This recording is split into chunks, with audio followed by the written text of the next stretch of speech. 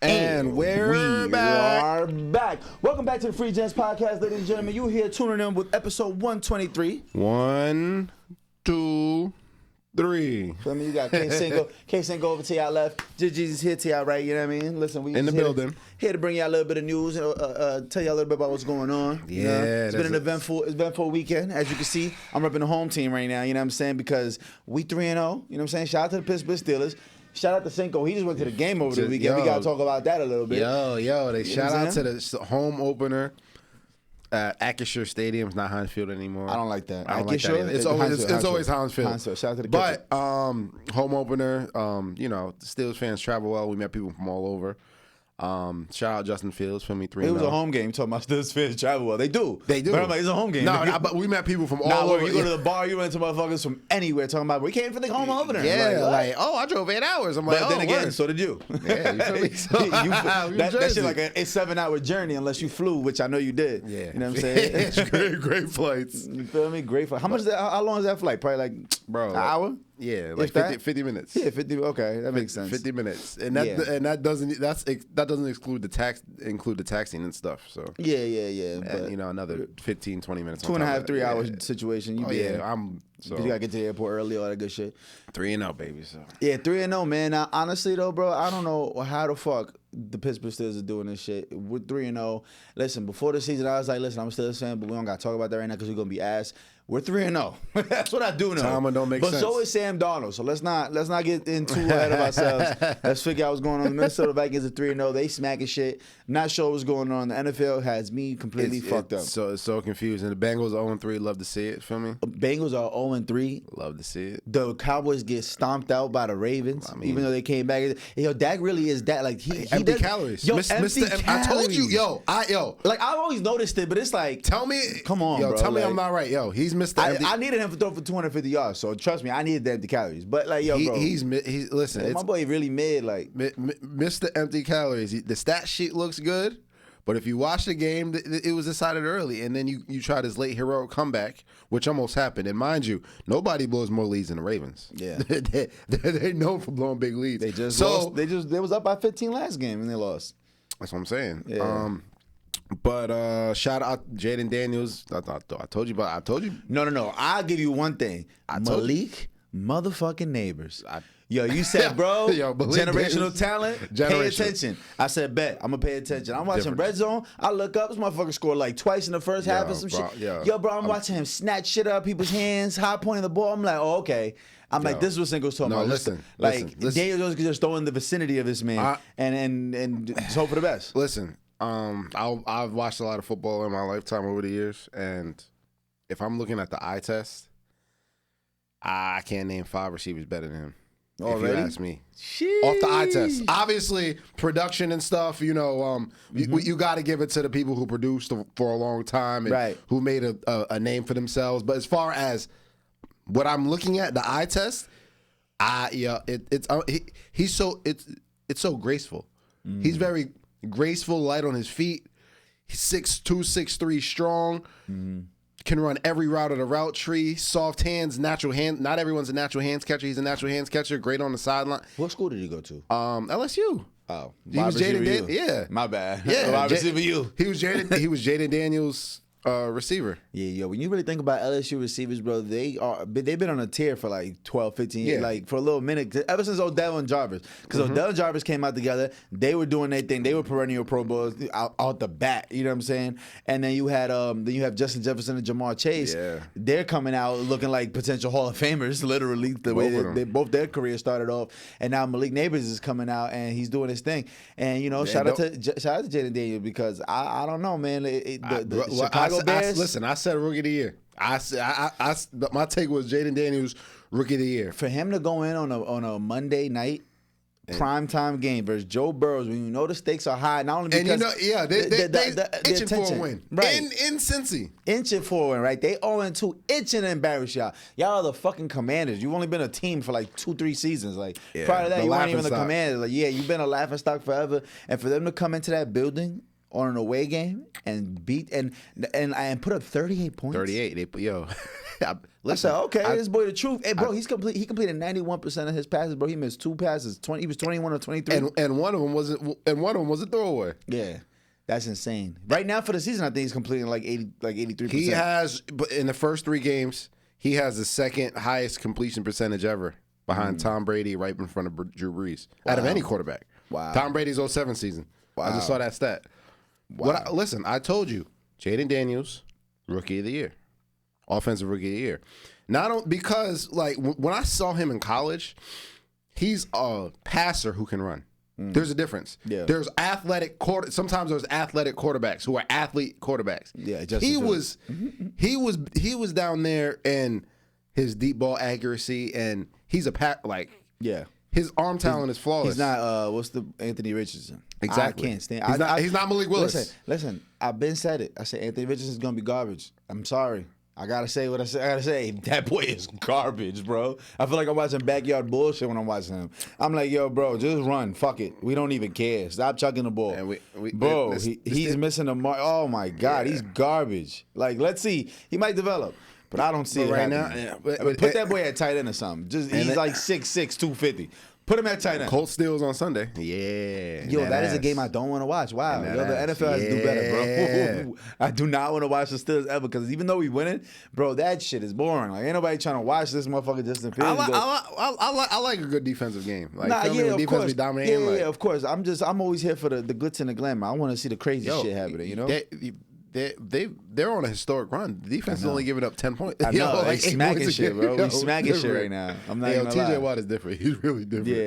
Yeah, I mean, you know, but true to the Steelers' ways. Yo, the Steelers are so funny because even when they're not supposed to win, they were 500 last year. Yeah, with Mitch Trubisky and Kenny Pickett at quarterback. I swear. And then the crazy thing is, you seen the Panthers. The Panthers ended up smacking the shit out of the Red Rocket. Shout out to the Red Rocket. Wait, the Raiders. Oh my God! Shout out to Andy Dalton. I almost put the bag up against the Panthers, thinking like the Raiders. But then when I realized, they switched quarterback, I said we don't even know what's gonna happen. So I'm not even gonna take this chance.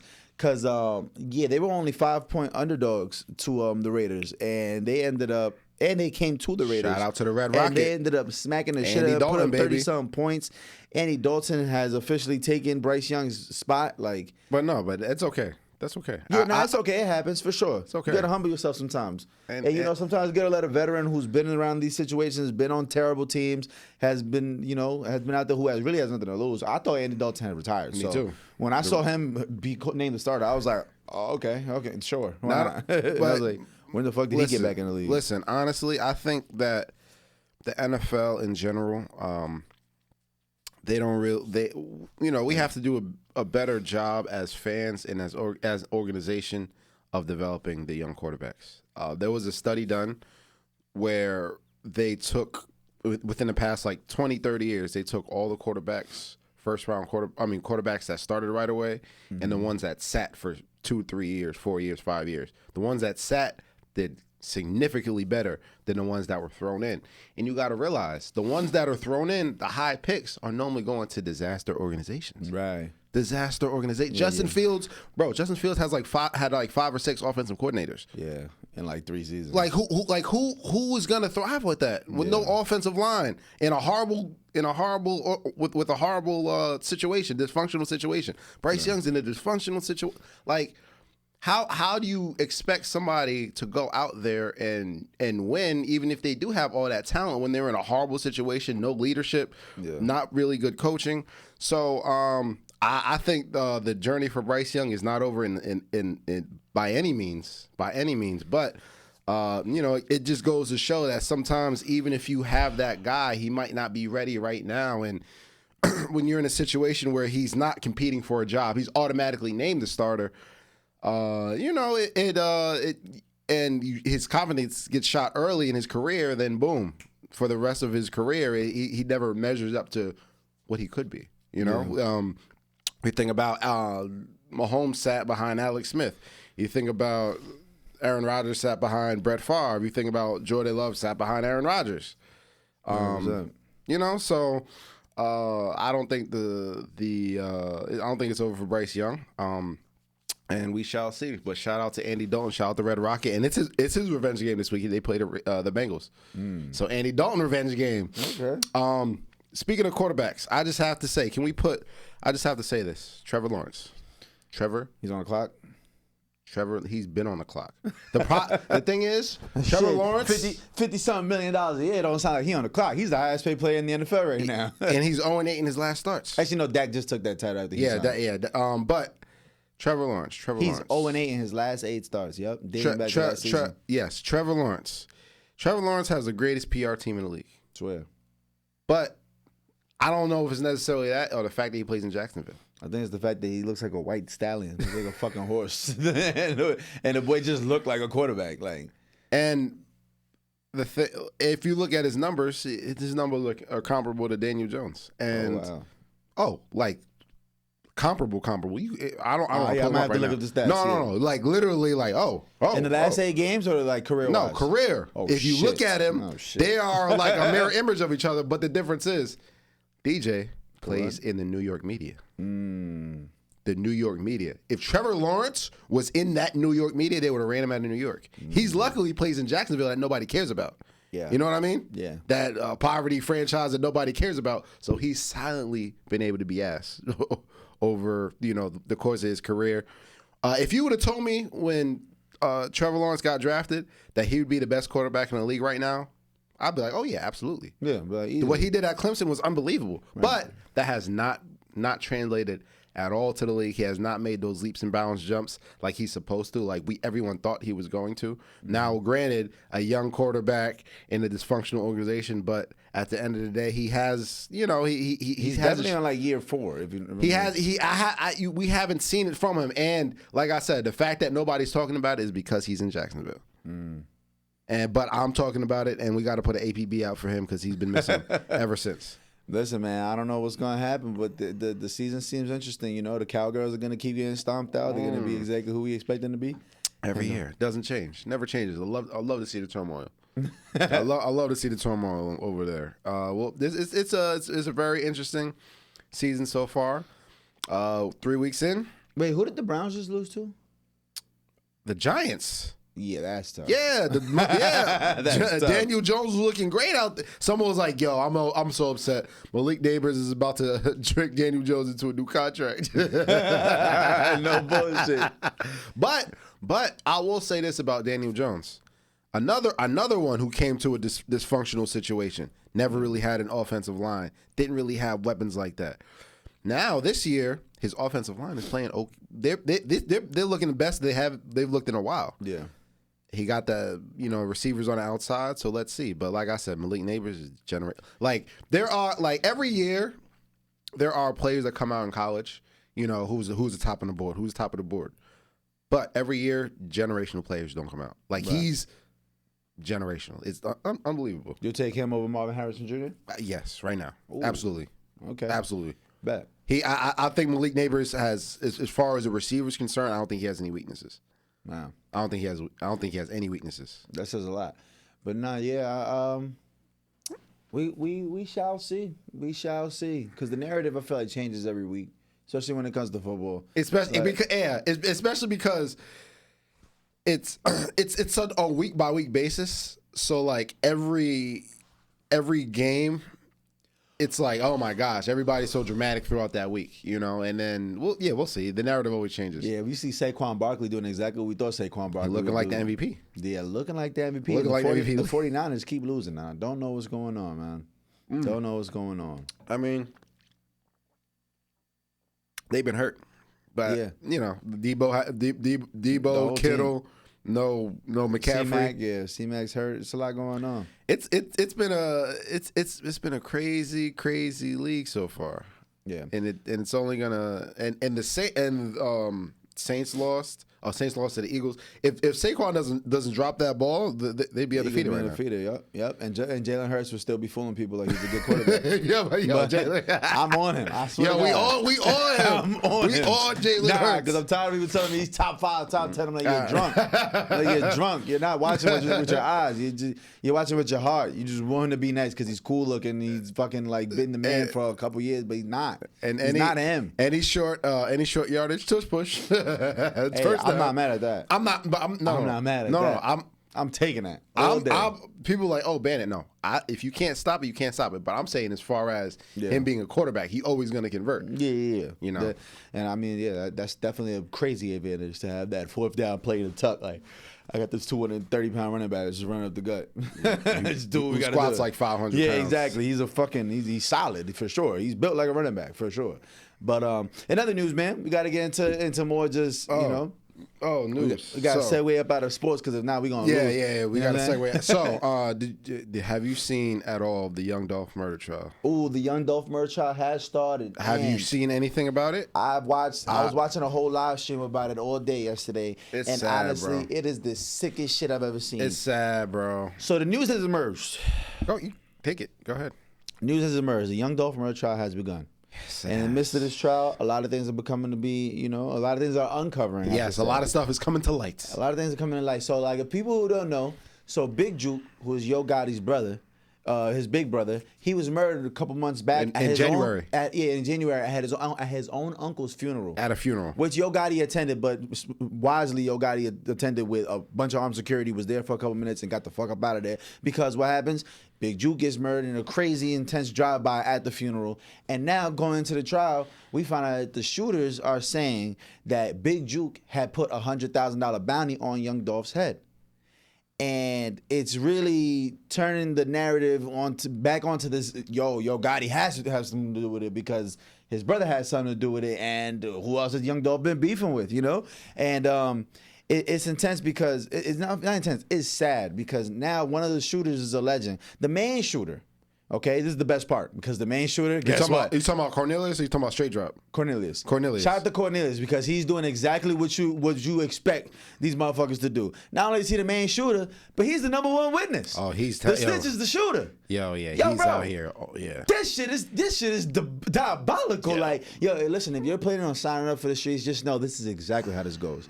The dude that did the killing is the first one to hop out and shoot is the first one to get on that stand and tell on everybody else. Hey, listen, you've seen the story 100,000 times, kids. If you're not learning your lesson, go ahead and crash out if you want. But this is how it goes. So not only is he telling that Big Juke put the 100K up, it also apparently Big Juke gave him $800. Oh, yo, bro. So he was promised it was supposed to be $40,000 per shooter and 20 to the middleman who hired the shooters. I forget his name. Yes. But if I'm not mistaken, he also lost a daughter in the middle of all this who was a rapper. She was about to get signed to Lil Uzi. She was murdered in Texas over a year ago, and people were trying to tie this all together, and people are starting to see how this is all coming in and making a lot of fucking sense. So homie was supposed to get 20K. The two shooters supposed to get 40K. Ain't nobody get shit apparently. No. Let me. Except for the 800 Cornelius guy. But please take it away. So Cornelius said. Let's speak about it. Cornelius was eloquently put on the stand. Yes. He's the one. He's one of the shooters that got put on the stand. Yeah. And he's the one who's basically telling exactly everything that happened.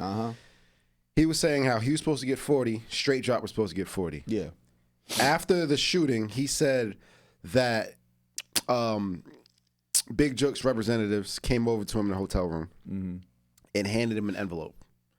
The envelope had $500 in it, and it was a letter. The letter said if the cops or anybody get on you guys, that Big Juke would make sure that you have the best attorneys available. Gave him a letter and $500. And then a few days later, another $300, and then the payment stopped. So he did all that for $800. They didn't even pay him. So it was the first payment was $500, then it was $300, and then the payment stopped. You give the shooter $500 after you just told him, after you just told him I got you with a 40 ball. You gave him $500. You really crazy. And a letter he saying, "He would have up the Glock and just shoot everybody in the room." At least that's what he should have did. Oh, you might as well crash out. You already did so on camera. That's why he's telling. That's why he did like, yo, for sure. He was gonna tell regardless. Let's not get it fucked up. Let's not get it fucked up. These dudes tell. That's what they do. That's part of the street. And I hate when people be like, yo, the street code, you can't tell. The street code is you go to jail, you're supposed to tell, because that's what they all do. If you look it up, I promise you, if you look up the statistics, majority of people tell. Yeah. Period. You're right. Absolutely. Majority. It ain't a minority, it's the majority. Not only people be like, yeah, but the street ones is the ones that don't tell. Okay. That's cool. So they have that self-realization period in jail, and they're like, man, I'm ready to tell. Fuck it. Bring it. Come on. Bring me the cheeseburger, the cigarettes. Let's go. Let's sit down. Let's put the recording on the desk. Let's get busy. That's what ends up happening. Lighting, cameras, right? Even if they don't tell right then and there, eventually they end up folding because it's just like, bro, that shit is a facade. But I don't want to get too caught up in the facade part. Let's talk about what really happened. Let's talk about these facts of evidence because $800 is absolutely fucking insane. Absolutely insane. $800, bro. Yeah, you could have made that in a week working at Walmart. Bro, you could have made that in 30 hours working a forklift. On my mother. You know what I mean? Yo, bro. $800. Not only that, so apparently it seemed like Cornelius is the one that's really telling. Yeah. In all this. Of course. And Straight Drop, the other one who's actually an artist. Next in line to tell. But it looks like they're all putting it on Straight Drop. They have the video camera. It seemed like he didn't know that Cornelius was telling. Like his body language and stuff. When he's up there on that stand telling, he's just sinking and he knows he's defeated. It's over. Not only that, Straight Drop's brother's telling as well. Jesus Christ! His brother. He was a getaway driver. They got him as accessory after the fact. Yep. He's telling. Yep. I think he's facing 3 to 6. 6 to 8, I heard.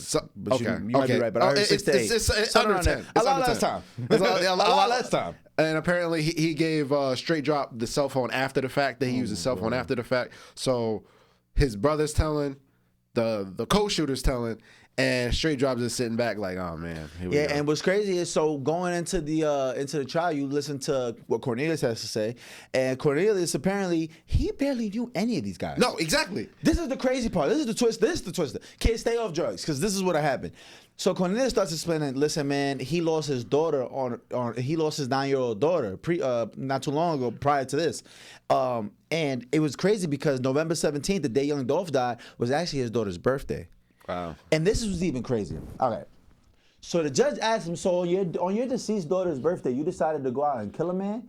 And he said, yeah, I wanted to make it rain for her. I said, these niggas is done. These niggas gone. Different. Long gone. Yeah, gone. These niggas is long gone. So to celebrate your daughter's birthday, you wanted somebody to die, somebody you don't even know? Listen, so he starts explaining on the stand, though, that a lot of the motivation for the money is because he was heavily addicted to ecstasy and Percocet, which is two complete opposites. You take both of them bitches at the same time, you're not going to wake up to see Wednesday. I'm not going to lie to you. But apparently, not only was he a drug addict, but he was a crash out and he was fucking just gone. And rest in peace to his daughter. I understand that could put you through a crazy situation, but going out and killing people, innocent people at that, well, I can't say he's in it, whatever the situation is. Going out and killing somebody you don't even know is crazy. Like, what the fuck was going on in your head? Like, that's that ecstasy and Percocet talking. Not only that, Big Jook, that he met with the shooters beforehand, and they knew that Dolph was going to be in town doing the turkey giveaway. Right, everybody knew that. He's always in town, and everybody knew he has that fleet of camouflage cars. Yeah. Which in my brain, I'm not going to lie, when I first seen the footage and I seen everything, I'm like, yo, this shit feel like a setup. Because Dolph went into the store with actually his brother. I forget the dude's name. I think his name is Brian Thornton. That's his actual blood brother. So when you see the shooting happen, they pull up so immediate and hop out. First of all, Cornelius could barely work the Draco. He starts stuttering with shit, but he shoots, but he can't even hold it. So it looks like he's jamming in the motherfucker. You don't even realize he let the shots go off. But as the shots go off, you see the window break, and that's Dolph's body falling through the window. Because don't forget, Dolph's big as shit. Dolph's like 6'3", 6'4". He falls right through the window, but nobody shoots at his boy, which is his brother. Nobody shoots at Young Dolph's brother, who's in the store with him. And then you see the footage from the store, and shout out to Young Dolph's brother. Because at first, like I said, it looked like a setup. Because I'm like, yo, how you see Dolph walk in the store with somebody and you don't shoot him too? Like, you should know one of, if not both of these dudes got a gun. You got to shoot that too, or else you're gonna get shot back. And in true hitter form, Young Dolph's brother was shooting back, and he shot 2 of them. He shot 2 of them in the midst of this. And if you see the video, he's coming out of the cookie store. He already emptied the clip because you can see the gun's jammed back already. So that means you ran out of bullets. And he throws the shit, opens the Corvette, grabs another gun, and I'm like, yo, this is who you need on your team. Fuck that. Like, bro, hopped out immediately. Fuck, there's a fight or flight instinct, right? There was no flight in this man. No. It was straight fight. Yeah. Like, he heard Draco shots, and he said, nah, I'm going out guns blazing with this little-ass handgun. Let it off. And even when he's running outside, the shooters are literally right there. Like, they're no further than me and you are right now. And he, in the car, like, this is where the car door is. They're right here. He's at the car door like, fuck that. Oh, like, trying to get the Corvette door open, pulls out a bigger gun, starts laying it off. I'm like, this is who you need on your team. You know what I'm saying? Shout out to Lil Tim and shout out to Dolph's brother. They did exactly what they were supposed to do, but it's still a really sad situation, man. Not to make light of the situation, but it's like, bro, this shit was a movie. It went down exactly how it was going to go down. It went down. These motherfuckers crashed out. Straight Drop apparently used to be signed to Paper Empire. Yes. It used to be real close to Dolph. So I don't know about signed. Yeah, but I don't know about signed like actual on paperwork. But he was part of Dolph's camp. He used to be around. He was in music videos. Yeah, so it was more personal for Straight Drop. Whatever the situation was, I don't know, Memphis street shit, right? But yeah, homie Cornelius straight crash out. The Percocets and the ecstasy got to him. It's a very unfortunate situation. We'll see how everything else plays out, but it's not looking good. No, it's not looking good for anybody. It's really not. But definitely RIP to Young Dolph, man. Young man lost his life, and you know it really hurts because he was one of he was definitely, I don't want to say one of my favorite artists, but he was somebody I really liked. I was inspired by. That was my guy. Yeah, when I was a kid, 2012, 2014, Dolph was going crazy. Dolph was my 2019 guy. when him and Key Glock dropped Dumber and Dumber, that was like the mixtape of that summer for me. And I just remember it was so impactful for me because I remember my son was born, when Lego was born, that mixtape was all I was playing that whole time I was in Charlotte for like a week. And remember he got shot in Charlotte? Yeah, so he had the whole 100 shots. He had a soul call in Charlotte. So I was playing Dolph heavy 2019, like heavily, especially that summer because yeah, I spent some time in Charlotte and I wasn't working. I was just running around Charlotte getting it, and I'm like, yo, this Dolph tape going crazy. He back. I'm like, my boy made a whole nother resurgence and got Key Glock coming up, and then all that shit got cut short. Just barely a year and a half later, due to some selfish men that needed some money, and it looks like if Juke wasn't dead, Juke would be right in this motherfucking he'd be right in this. Oh, absolutely. He'd be in this indictment. He'd be right in this indictment. Right. For sure. Especially the way they tell it. But a lot of people also speculating too. I already know. Yeah, go ahead. That because he's dead is the reason why everybody's like, yo, let's just put the blame on him. Yeah. Well, there's a lot of speculation. However, that helps. Because at the end of the day, they all got caught red-handed. But as far as I'm saying, as far as the one who called the shots, I mean, he's already dead. Let's just say he's the one who called the shots. Yeah, that's what a lot of people are saying.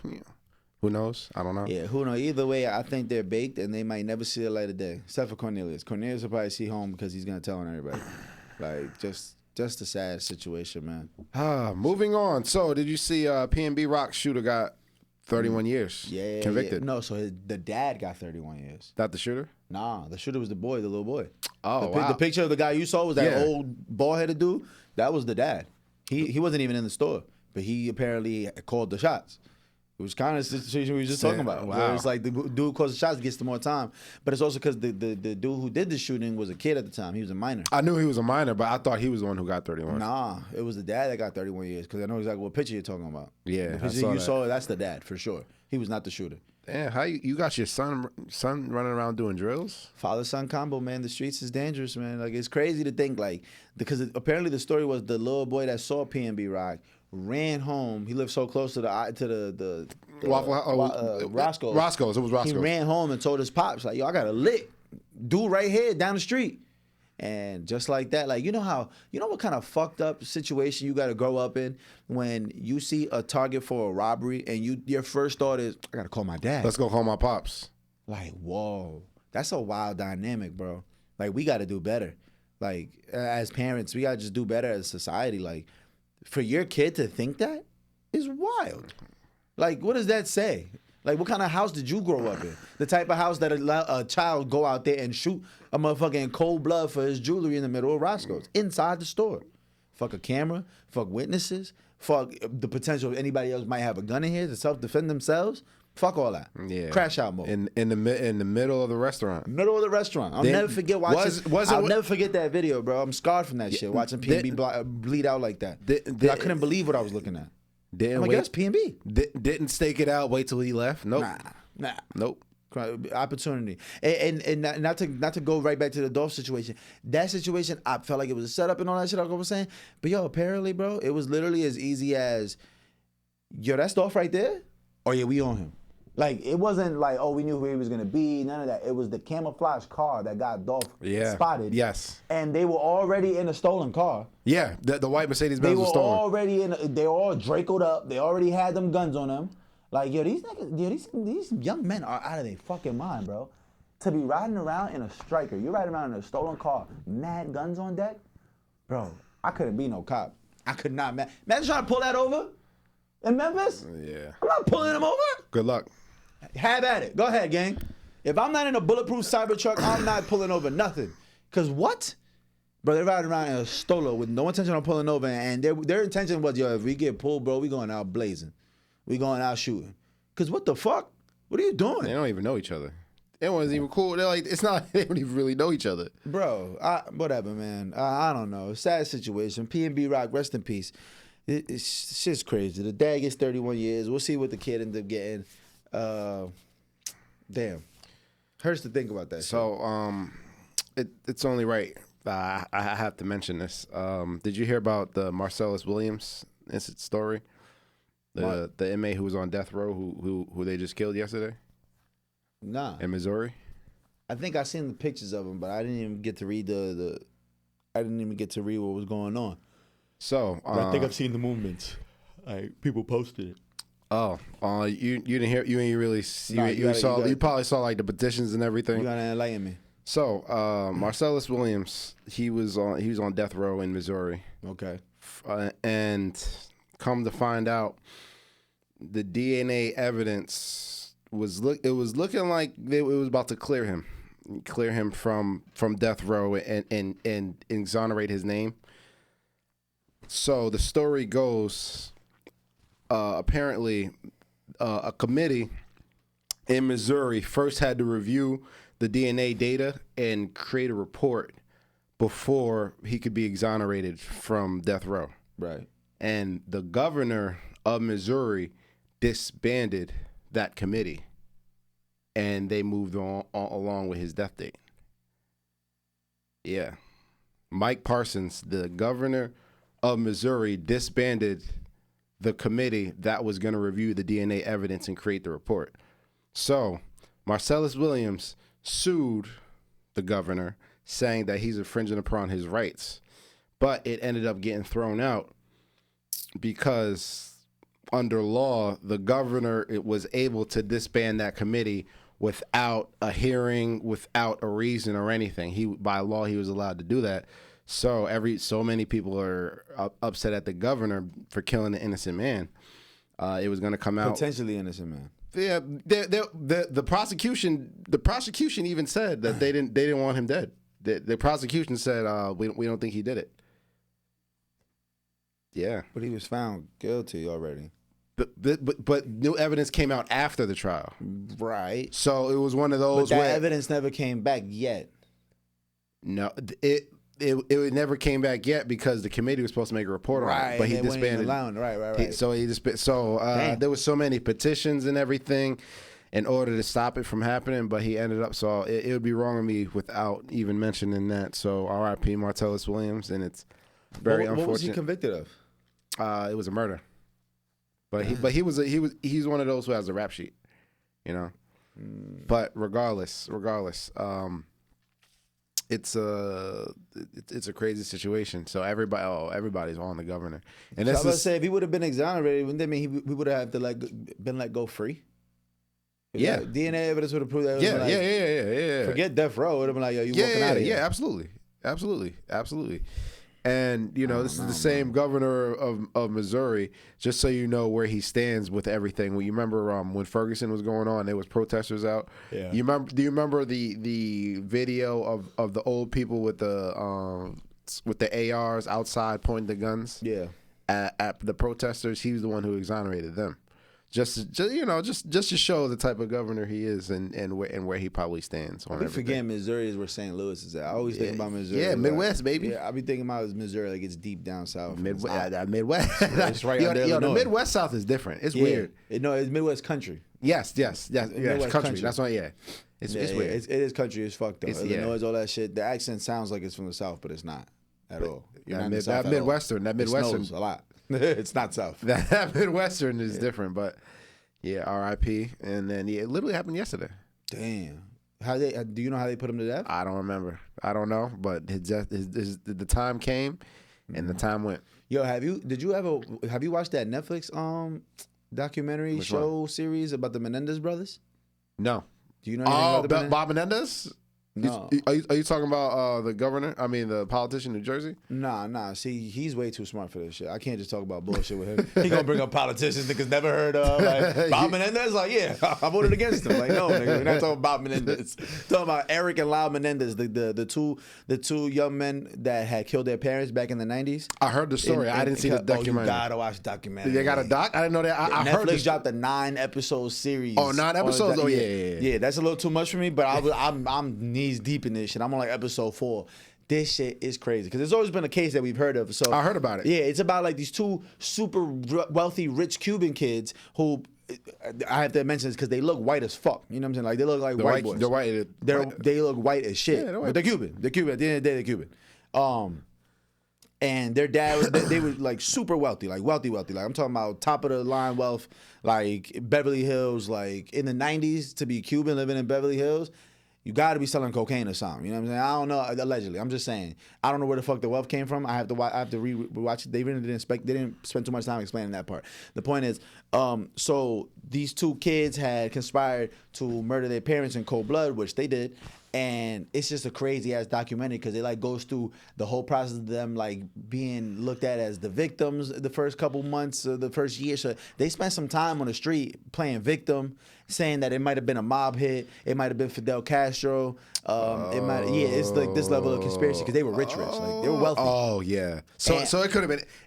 Listen, when you talk about a certain level of money, it could be anybody. Yeah, exactly. So then they go into like I don't want to have too much of a spoiler, but you just gotta watch it.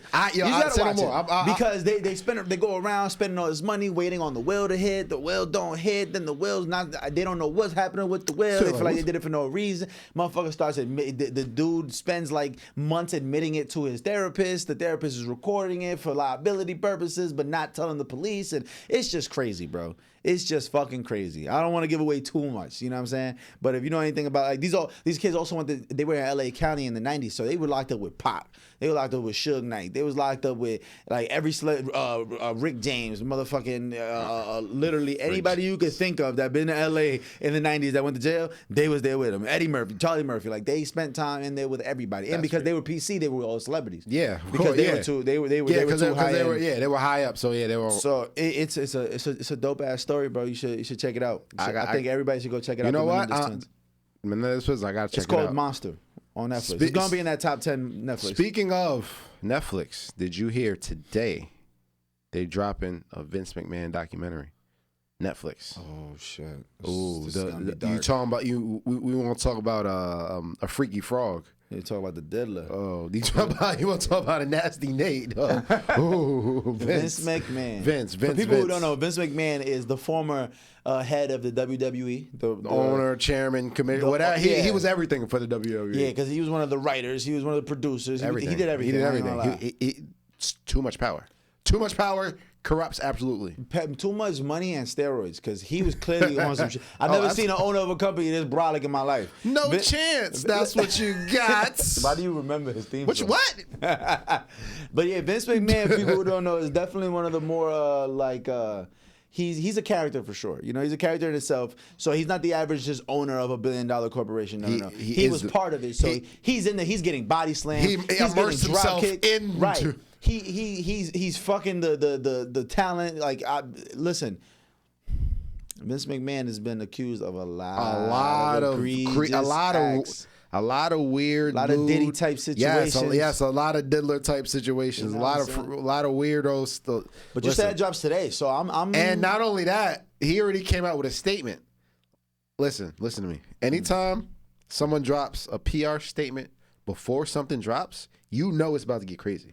The PR statement. You were saying, well, you know, some stuff was taken out of context, and they tried to they amplified this and Which that. part was taken out of context when you told a bitch she has to suck dick to make it? Like, because he was on that type of. He was on that type of time. He was on that like oh, listen, standing here, we gonna have Triple H come in and bust your ass. Like. Yeah, he was. That's the type of time he was really on. Yeah, John Cena trying to fuck. So. And then right here. So you know, anytime somebody comes out with a PR statement before something drops, you know it's about to be egregious. You know it's about to be like you feel me. So watch with caution because I know it's probably gonna get crazy. It's not looking good, Vince. And not only that, you got to realize he had so much power that influence that he literally made and broke careers.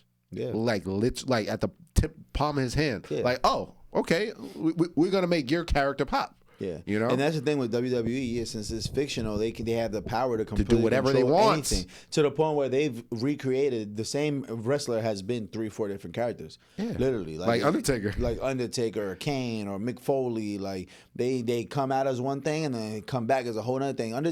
Kane used to be a fucking demented dentist at one point. Like that was his thing. Like he was that, and then he disappeared for a couple months and came back, and he was Kane. And then even before that, he was the Undertaker's like deceased brother or something. I really thought they was brothers, bro. Yeah. When I was growing up, that hurt my heart. That hurt my heart. Like, what you mean they're not brothers? Who said that? That's the brothers of destruction. You're not telling me nothing. Nah, it's crazy because that's how wild it is. Like they literally just be freestyling ideas. But Vince McMahon had a lot to do with he had the final say with everything. He not only that, but like credits to his creativity and ability to create these characters. Like the whole John Cena thing. John Cena was just gonna be a brolic white boy on steroids. And then one time he was in the backstage freestyling, and they heard him and they were like, "Yo, you should like incorporate that into your act somehow." Like I think people will like that a lot, you know. And sure enough, the birth of John Cena, he ain't been nowhere since. Not only that, the Undertaker was trying to come up, was trying to think of a gimmick or an act.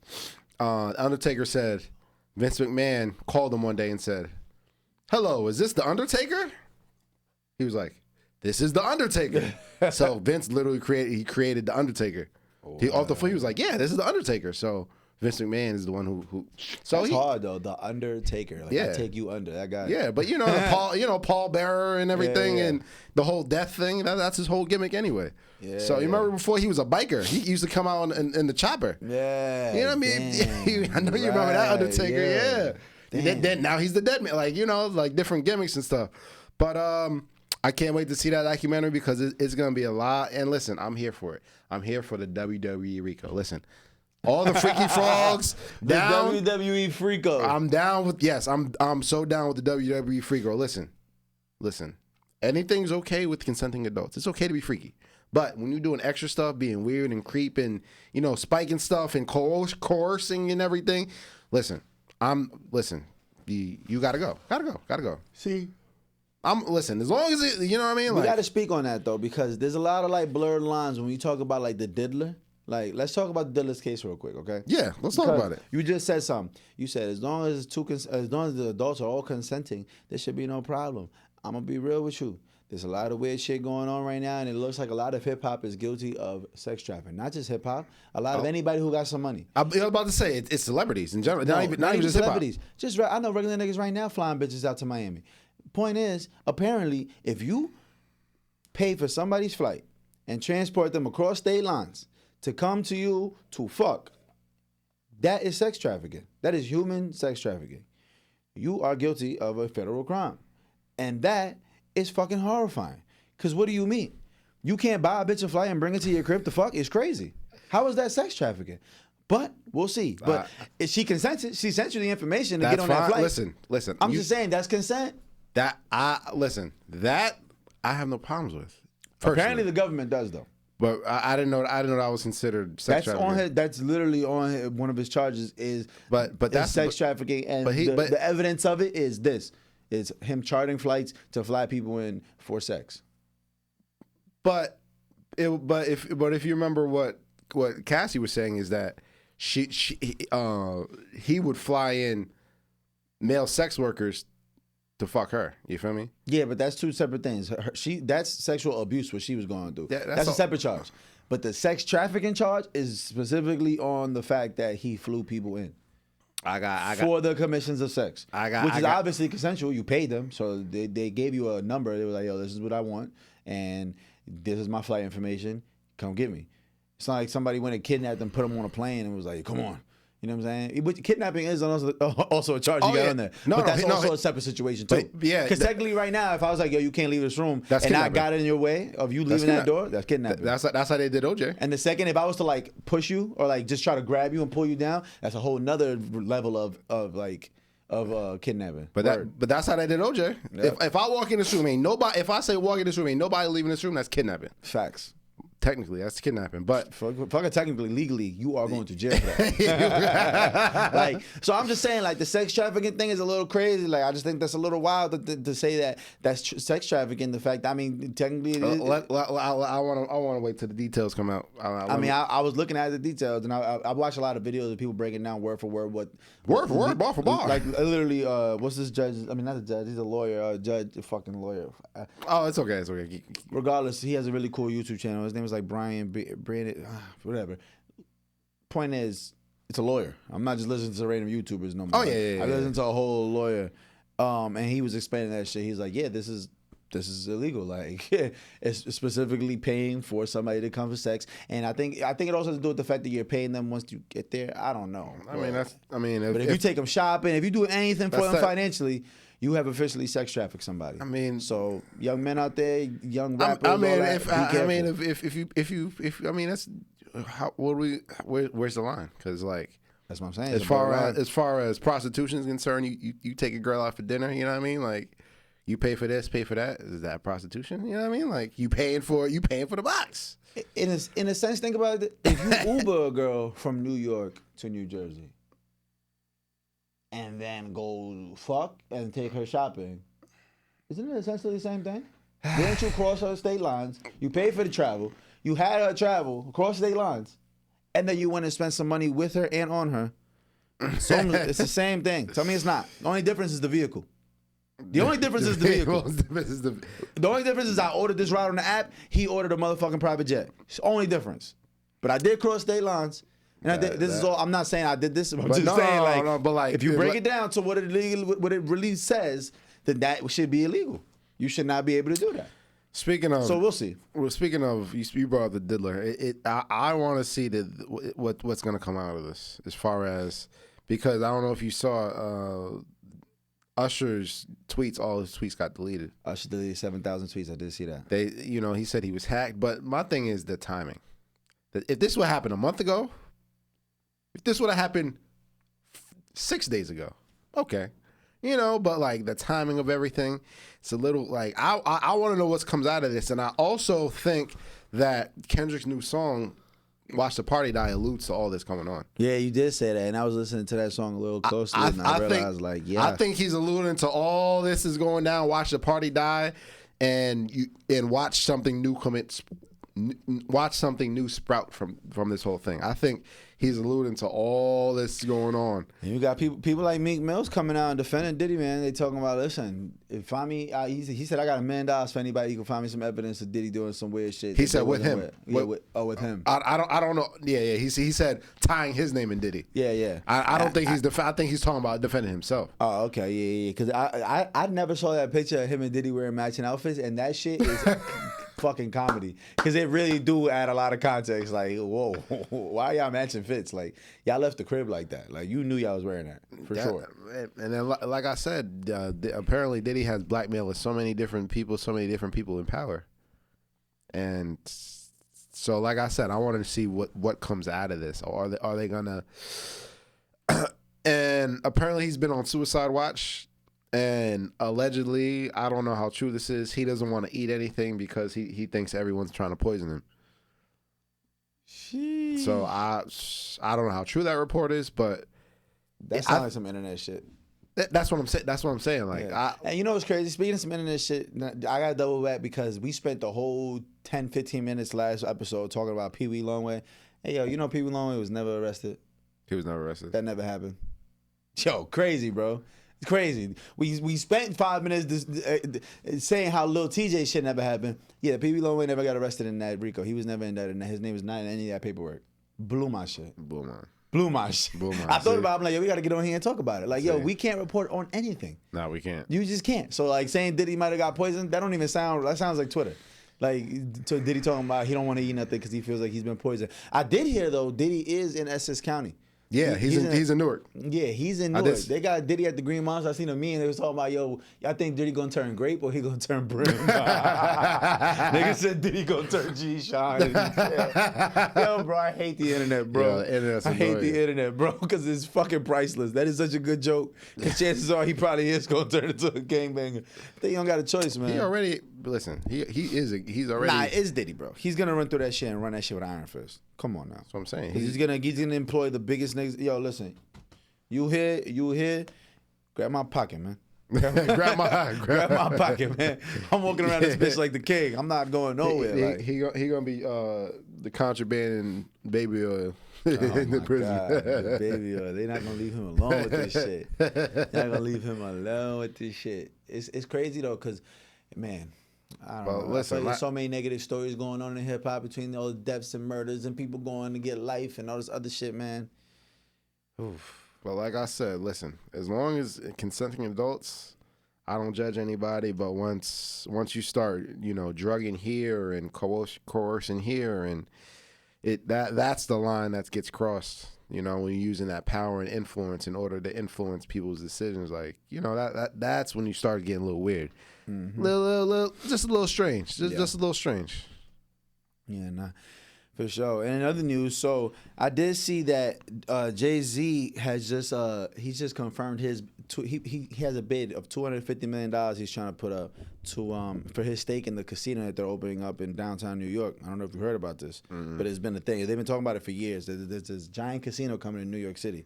They're gonna put it right in Hell's Kitchen, and apparently Jay-Z's got his hand in that pot. It's looking like he said he's promised to put up $250 million, and I'm not gonna lie, if he does that, I don't even know how to explain how like his greatness. I ain't gonna lie, like, and it's crazy because he might still fall down to the Surviving Jay-Z documentary. That might still happen, but it's like, yo, bro, to open up a casino in New York to be Jay-Z is crazy, bro.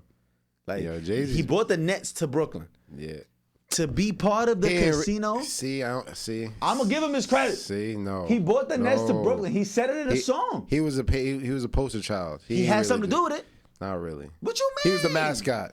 That's cool. He had something to do with it. You're right. Okay. Fast forward 20 years later, he got $250 million in the pot for the casino. That's tough. I gotta give him that. You used to sell crack down the block from that casino you about to open up. Now you about to legally gamble. They used to probably really real life roll dice down the street. Now you legally roll dice here.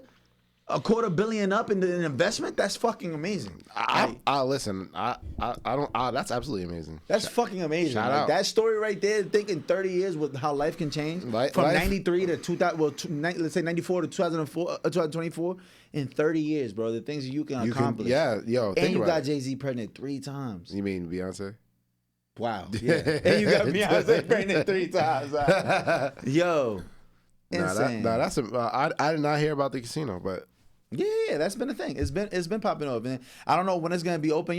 Things like that. That shit might not be open until like 2040 or some shit. But yeah, they talking about Jay-Z put his stake for $250 million, man.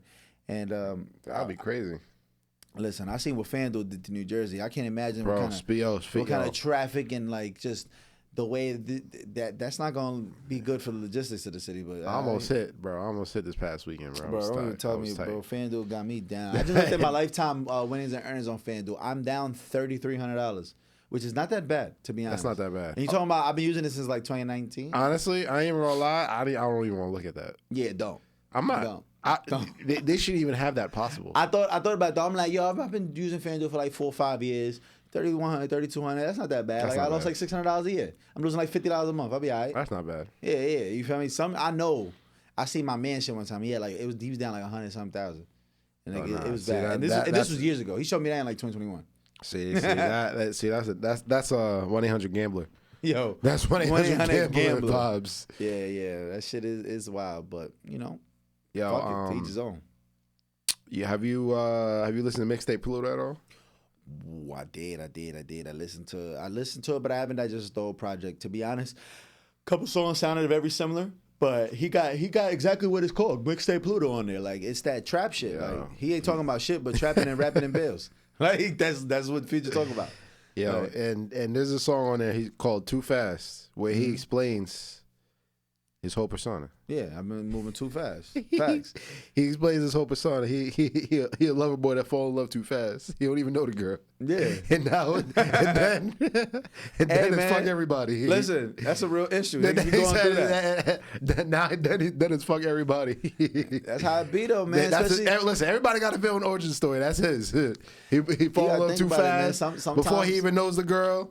And then boom, she breaks his heart, and then boom, now I'm up on everybody. Now I'm up and in on everyone. That's how it be though, man. Like for real, because you fall in love with the bitch before you even really know her. Now you buy it, so you got the means to do all this. You got the means. You want to upgrade her life. I'm moving too fast. Yeah, like you want to upgrade her life, and then it's like, damn, I did all that.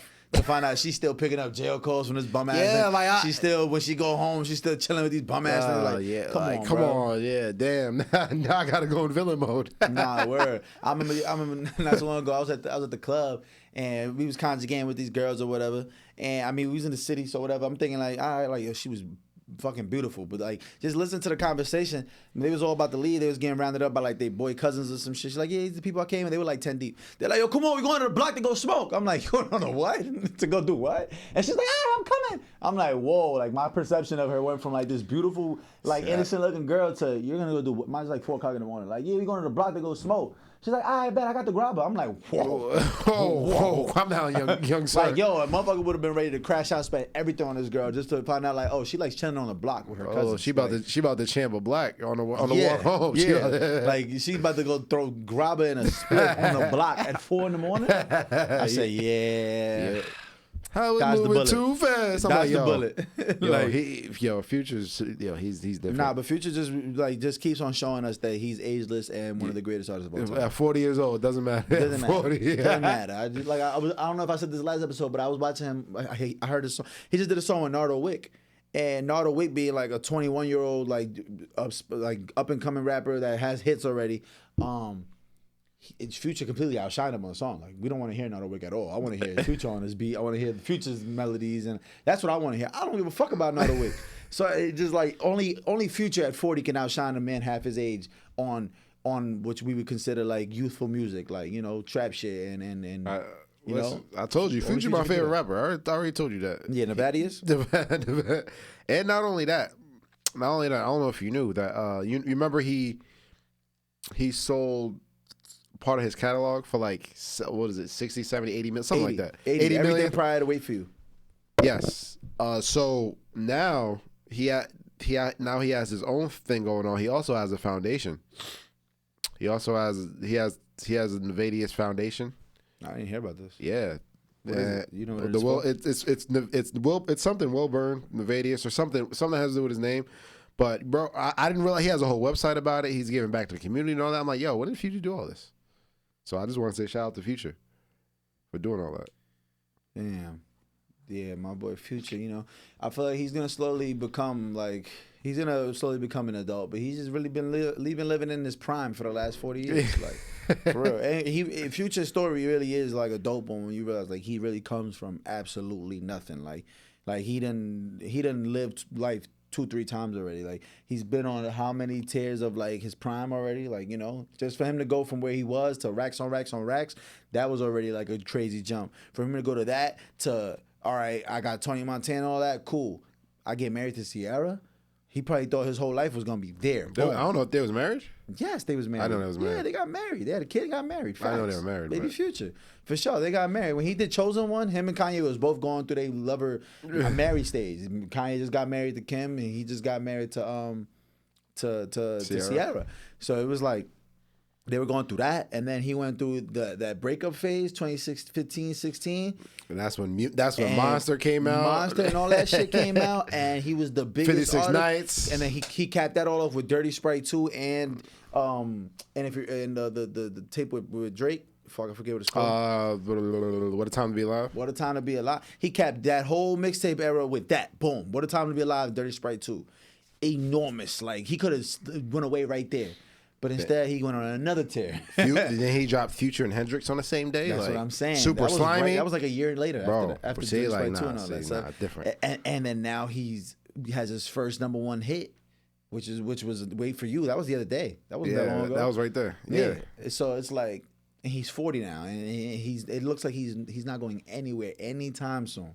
You know what I'm saying? But we'll see what the future holds. No pun intended. Yeah, we'll see exactly what the future holds. But yeah, on that note, man, it's been episode 123, man. We appreciate 123. Everybody tuning in. Thank you, guys. Tell a friend to tap in. You know what I mean? Y'all go ahead and like, subscribe, share, comment.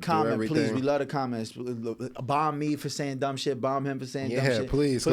I like talking in the comments. It's fun. The comments be funny as fuck. I love it when they air us out. I love it. They be like, yo, this nigga don't know nothing he talking about. Fuck this motherfucker. Like, yeah. I like excited emotion out of that's what I'm talking about. But on that note, free gems. Yeah, we out of here. Free gems. Appreciate y'all.